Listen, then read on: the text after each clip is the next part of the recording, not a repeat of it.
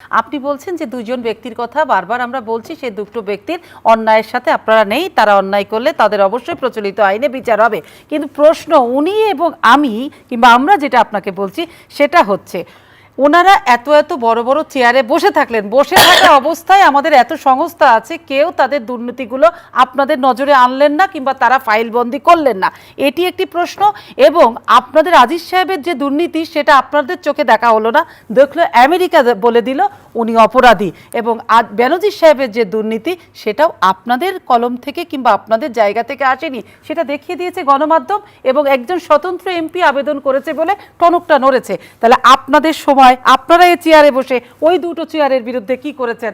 এই 5-5টা বছর 10-10টা বছর তারা এত এত সম্পদ করেছে দেশে বিদেশে, কিভাবে করলো? আমি বলছি 10 বছর ইডা আজিজ সাহেব সেনাবাহিনীর প্রধান 5 বছর ছিলেন, তো আমি সেটা তো বলছি। আমি শেষ করতে দেন। বেনজির সাহেব র‍্যাবের ডিজি ছিলেন 5, না আমি ছিলেন 5। আমি বলছি 10 বছর আজিজ সাহেব সেনাবাহিনীর প্রধান ছিলেন। 5 বছর না 3 বছর। 3 বছর ছিলেন। 3 বছর ছিলেন, হ্যাঁ। আর বেনজির সাহেব 5 বছর সেনা দুটো বাহিনীর প্রধান ছিলেন এই দুই ব্যক্তি। আমি বলছি দুইটা বাহিনীর প্রধান ছিলেন, ঠিক আছে, হ্যাঁ। এটা হইতে পারে যে সে যখন পুলিশের প্রধান হয়েছে বা সেনাবাহিনীর প্রধান হয়েছে, তারা যদি কোনো অনিয়ম করে থাকে সেই ক্ষেত্রে ক্ষমতায় থাকা অবস্থায় আপনি যেটা বলছেন যে সংস্থা, আমি স্বীকার করি যে সংস্থার লোক হয়তো তাদের বিরুদ্ধে এই রিপোর্টটা দেয়নি। কেন দেয়নি? দিতে তার দুই বাহিনীর প্রধান আছে, হয়তো দেয়নি। আমি আপনার চেয়ারে থাকলে যা কিছু করতে পারে। না চেয়ারে থাকলে আপনি, এটা তো আপনি মনে হচ্ছে ইসিতে চলেছেন।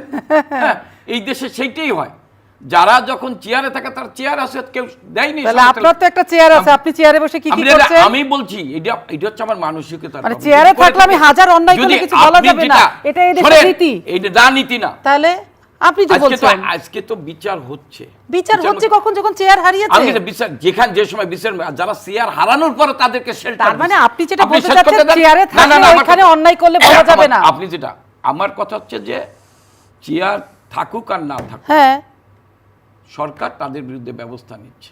কিন্তু আমি বলছি চেয়ারে থাকা অবস্থার কথা। যারা আজকে এদের বিরুদ্ধে কথা বলে তারা কি তাদের চেহারাটা আয়নায় দেখেছেন? আমি আমার বড় ভাই, আমি শেষ করতে দেন, আমি আমার বড় ভাই দুদু ভাইকে বলতেছি না, আমি বিএনপির দুদু ভাইকে বলতেছি যে আপনাদের আমলে এই চেয়ার আপনারা কি আয়নায় দেখেছেন? এই সমস্ত লোকদের আপনারা শেল্টার দিয়েছেন, আপনারা বিচারের আওতায় আনেন নেই। মানুষ জাতীয় নেতাদের কোহিনূর পিটিয়ে রাস্তায় ফেলে রেখেছে। আরে সেই ব্যাখ্যা দুদু ভাই দিবেন, কিন্তু আপনারা জানতে চান আপনি কেন বলছেন চেয়ারে থাকলে কেউ কিছু জাস্টিফাই, আর সেই কারণে গোয়েন্দা সংস্থা আমাদের দুর্নীতি খবর আমি আপনাদের রাখতে পারেনি। চেয়ারে থাকার পরও যখন কোনো খবর হয় সে কিন্তু থাকতে পারে না। হ্যাঁ, তো চেয়ারে তো এটা কেউ খবর করলো না, সেটা ওনারা জানতে চান। শেখ হাসিনার সরকারের আপনারা কেউ কিছু জানতেন না? সেনাবাহিনী প্রধান এবং আইন পুলিশের প্রধান কি করছেন? শেখ হাসিনার সরকারের হ্যাঁ এরকম দৃষ্টান্ত আছে, চেয়ারে থাকার পরও যদি তার বিরুদ্ধে কোনো অভিযোগ আসে সে চেয়ারে থাকতে পারে না। এটা হচ্ছে শেখ হাসিনার সরকার। কথা হচ্ছে আপনাদের চেয়ারটা ঠিক রাখার জন্য কি ওনারা এই দুই ব্যক্তি এরকম করলেন? 18 সালের ভোট, 14 সালের ভোট, 18 সালের ভোট তারা জনগণ ঠিক করছে। হ্যাঁ, তারা দেশের সংবিধান, আমি বলছি সংবিধানও তারা তাদের দায়িত্ব পালন করেছেন। যারা গান পাউডার দিয়ে মানুষ পুড়িয়ে মারছেন, ভোট কেন্দ্র দখল করছেন, অন্তঃসত্ত্বা মহিলাদের পুড়িয়ে মারছেন, 131 জন সাধারণ মানুষকে পুড়িয়ে মারছেন, আইন শৃঙ্খলা রক্ষাকারী বাহিনীর মানুষকে পুড়িয়ে মারছেন, তাদেরকে নিরাপত্তা দেওয়ার, দেশের স্থিতিশীল অবস্থা টিকিয়ে রাখা, জানমালের নিরাপত্তা দেওয়ার হচ্ছে আমি মনে করি আইন শৃঙ্খলা রক্ষাকারী বাহিনীর দায়িত্ব। তারা সেই জায়গায় দাঁড়াইয়া নৈতিক দায়িত্ব পালন করেছেন। তারা কোনো সাধারণ মানুষকে নির্যাতন করেন নাই বা সাধারণ মানুষকে গ্রেফতার করেন নাই। আর আমার ভাইরা যে কথা বলছেন তাদের আমলে এই যে হুদা সাহেবরা বা কোহিনূর সাহেবরা আজকে শান্তি সমাবেশে 21 আগস্ট গ্রেনেড হামলা হয়েছে, তারা নীরব দর্শকের ভূমিকা পালন করেছেন, খুনিদের পালিয়ে যেতে সহযোগিতা করেছেন। এটাই তো পার্থক্য। আমি যে জায়গাটা একটু জানতে চাই, চেয়ারে বসে থাকলে কোনো অপরাধ করলে সেই অপরাধ আইডেন্টিফাই করা কিংবা তার বিচার করাটা খুব কঠিন, এরকমটাই কি যেটা বলতে চাইলেন এসএম কামাল? না বিচার করা কঠিন, আমি এটা বলি। গোয়েন্দা সংস্থাগুলো আছে তারা চেয়ারে বসে।